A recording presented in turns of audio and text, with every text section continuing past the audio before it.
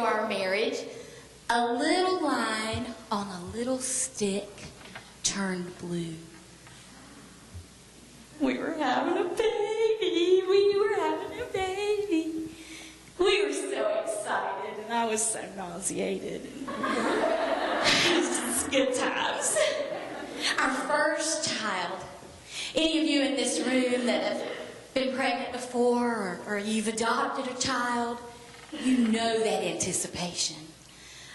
And I mean, it was just the least we could do to bless the world with its first perfect baby. I know it's nothing really. We just knew it was our calling in life to bless the world. Now, don't be looking at me so sacrilegious. You thought the same thing when you had your first baby, and then you started having 2 and 3, and you're like, I just hope it has fingers and toes. And if it does, we'll work something out. But that first baby, oh my goodness, it's gonna be perfect, right, in every way. And you're just dreaming about it, and you're thinking, what's it gonna be like? It's gonna be so perfect. I wasn't even showing yet. I was just 4 months into my pregnancy. Still had my girlish figure. And I went to the doctor and had some blood tests done, just some regular stuff for all I knew. And the doctor called me and said that things might not be quite so perfect. I never thought of such a thing. Never even entered my mind that I mean, this is me. I've loved Jesus since I was little. Really, truly loved him since I was little. I've served him. It's like, God, don't you know I sing about you? I sing for you. I've kept the nursery before. That really is loving Jesus, right? I love it when she said, you really are saved. People look at me and think that. But I was just dumbfounded that this could even be a possibility. And so I had further testing done that would be conclusive. It was called an amniocentesis, and they used a needle about this long and put it in my tummy, and I had to wait 2 weeks for the results. 2 weeks is a long time to wait for a hair appointment, but when you're waiting for the destiny of your child, oh, it seemed like forever. I cried every day. I cried every day. I cried out to God, oh, please, God, oh, please, God, oh, please, God, oh, please, God, please don't pick me, please don't pick me. Before they did the testing, they told me that I had a 1 in 1,500 chance of having a child with this disability. I was just 24 years old, so I wasn't all that worried until they told me after the first test that I had a 1 in 41 chance. And I could just imagine myself lining up with those 40 other women. Oh, God, please let it be them. Please don't let it be me. 2 weeks after the test was done, my husband called at my beckoning. Just call him. I can't wait any longer. I need to know. So he called the Bowman Gray School of Medicine, and it just felt like he just got right through. Hi, this is Dan Griffin, and I'm calling about my wife, Melodie. Right. Yes, Melodie Griffin. She had an amniocentesis done 2 weeks ago. We haven't heard the results. Wow, that was fast. Thank you. Yes, well, I just wanted to see if, yes, ma'am? You do? Yes. Right. And it's, yes, ma'am.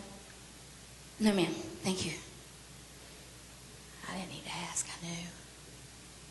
The nice lady on the other end of the phone knew who he was because she had the results that she knew she had to give. It was going to be a little boy inside of me. This little boy had Down syndrome. I tell you what, the weight of those words fell on my chest like a coat of armor. I couldn't breathe real good because I was just so scared. I didn't sign up for this. I mean, God, you know I love special kids. And you know I'm good with them. And you know I loved Special Olympics. I loved helping those kids, but I didn't want one. Is it okay if I'm honest with y'all tonight? Never signed up for that. People would, well-meaning people would say to me, God gives special children to special parents. And I didn't want to be special. Not like that. God, I thought you loved me. God, why would you call me to sing and speak for you, and then a special needs child that is going to depend on me the rest of his life. And I don't get it. I don't understand. But his word says that he tells us secrets. His word says that there are hidden treasures in the secret places. I didn't know what that meant. But I knew that Romans 8:28 was still in effect. I knew somehow in here that God takes all things. Some are really, really good, and some don't feel very good. And he works them together for our good, the good of those of us who love him and are called according to his purpose. We needed to name this little boy. We wanted to name him before he was born so we could be ready to celebrate him when he popped out.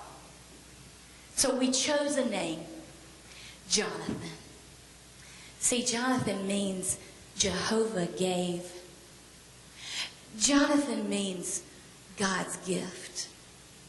And in faith, not really feeling it yet, we named that little boy Jonathan because Scripture says that every good and perfect gift comes down from the Father of lights above. Okay, God, we're holding you to it. You tell us that you're a giver of good gifts, and you've given us this gift, and it is not what we signed up for. We're going to call him Jonathan because we believe you. That little boy is 19 years old now, and he is just a chunk of ooey goodness. And it's been really hard being his mom. It's just as hard as I thought it would be, if not harder.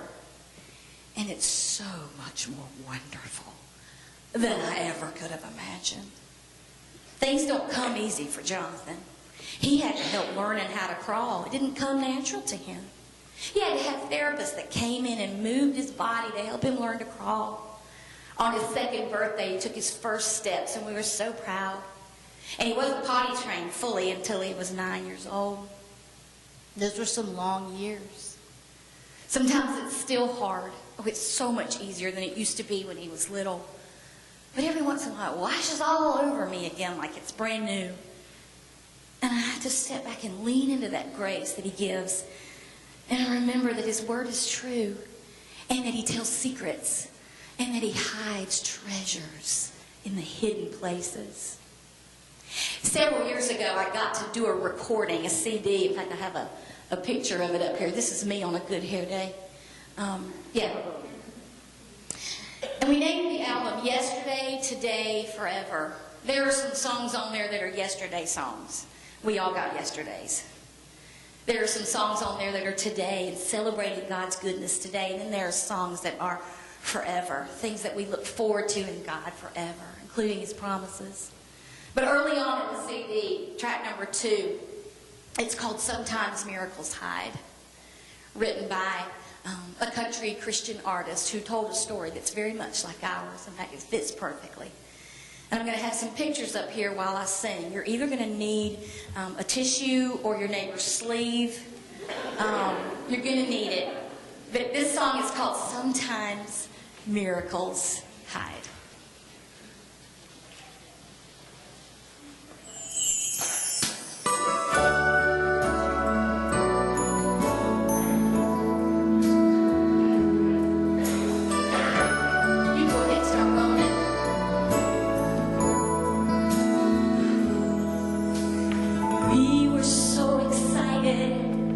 It was coming to be two people so in love.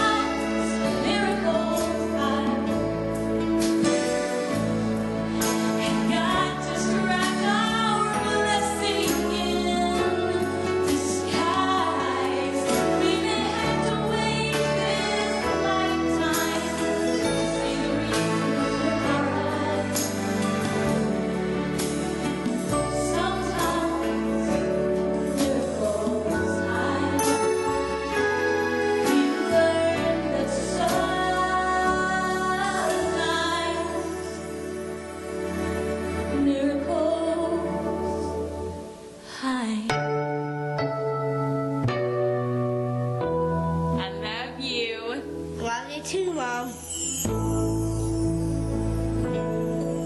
That's my person. That's our Jonathan. Jonathan Brett Griffin.